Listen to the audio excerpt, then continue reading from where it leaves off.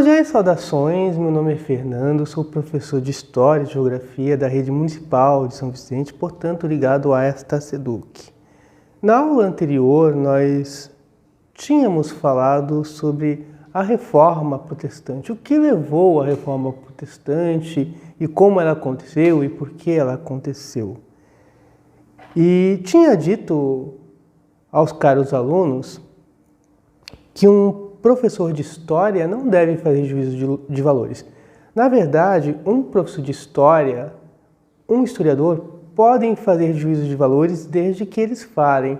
Isso aqui é minha opinião, isso não está ligado aos fatos, é apenas minha opinião, mas isso não reflete a realidade dos fatos, é apenas uma interpretação subjetiva. Agora sim, dito isto, podemos falar da Contra-Reforma ou da Reforma Católica. A Contra-Reforma, ela foi uma reação da Igreja Católica frente à Reforma Protestante e ao crescimento das novas igrejas que surgiam na Europa. A Contra-Reforma começou com o Papa Adriano VI, que moralizou o Vaticano. A Contra-Reforma ela é marcada por fatos importantes. A criação da Ordem Jesuíta, Companhia de Jesus, em latim Societatis Iesu, Companhia de Jesus, vulgarmente conhecidos como jesuítas. A Ordem Jesuíta foi fundada por Inácio de Loyola,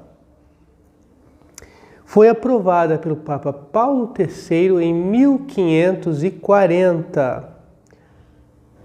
5 anos depois, o Papa Paulo III, já idoso, debilitado, em 1545, ele faz um concílio, o concílio da Contra-Reforma, chamado Concílio Tridentino ou Concílio de Trento, que foi realizado na cidade de Trento. Aliás, tem um chocolate chamado Trento, que não é homenagem devidamente ao concílio. E esse concílio, ele começou em 1545 e, pasmem, esse concílio durou 18 anos.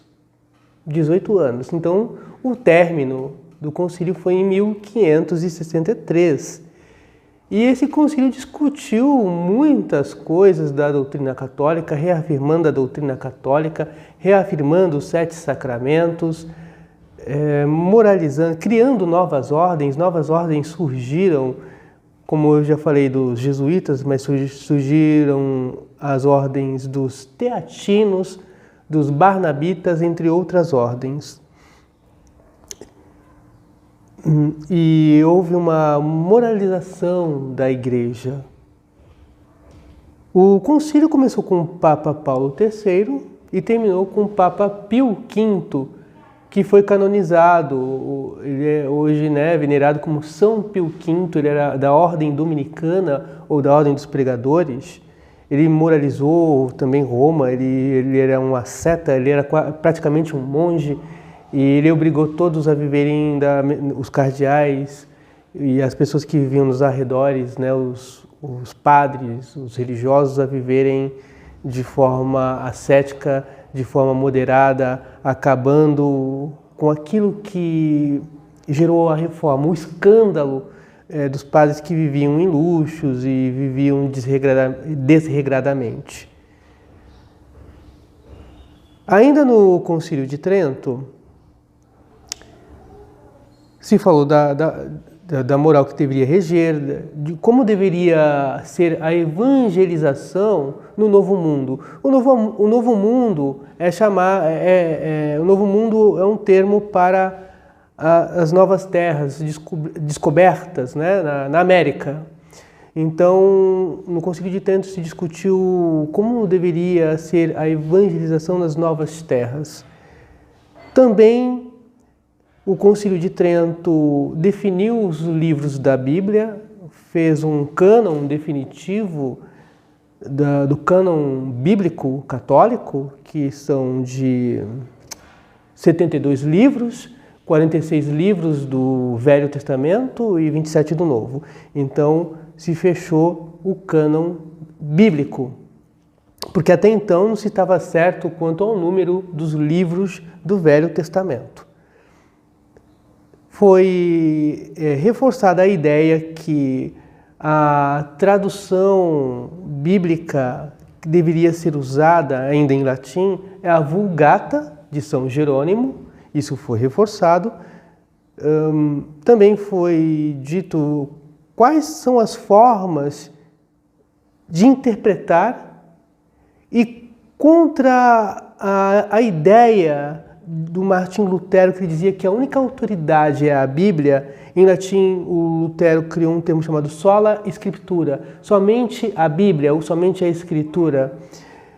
O Concílio de Trento reafirmou que a Bíblia sozinha não é autoridade de nada. Então, o Concílio de Trento disse que as autoridades da Igreja são o magistério, ou seja, os bispos ensinando junto com o Papa, e a tradição. A tradição, aquela tradição anterior que veio lá do século I, do século II, chamados padres da Igreja. Então, as autoridades da Igreja são a Bíblia e a tradição. Isso para contrapor a ideia que somente a Bíblia é fonte de autoridade. Também no Concílio de Trento, eles reformaram a missa. Essa missa ganhou o nome de Missa Tridentina, que ainda hoje é realizada em alguns lugares do Brasil, que é uma missa em latim, que o padre reza de costas para o povo, e essa missa foi reformada, dando um sentido mais católico ainda à presença real de Jesus Cristo na Eucaristia, no pão e vinho consagrados. Outras missas em voga na Europa foram abolidas porque na Europa havia variações de missas. As missas eram semelhantes, elas não eram iguais. Então o Papa Pio V uniformizou a missa. Todo mundo católico romano da Europa tem que rezar da mesma forma, não pode mudar nada. Então essa missa foi chamada de Missa Tridentina, porque essa reforma foi feita no Concílio de Trento. E para finalizar, muito importante, o Concílio de Trento negou a doutrina de Lutero, que Lutero negava o livre-arbítrio. O Concílio de Trento ensinou que a salvação do cristão se dá por duas vias, pela fé e pelas obras. Existe o livre-arbítrio e o homem coopera com Deus, com sua vontade, e ele pode santificar, ele pode deixar o pecado e, portanto, o homem sim tem livre-arbítrio. Este foi o vídeo aula de hoje, ou melhor, foi a aula de hoje, e até a próxima aula.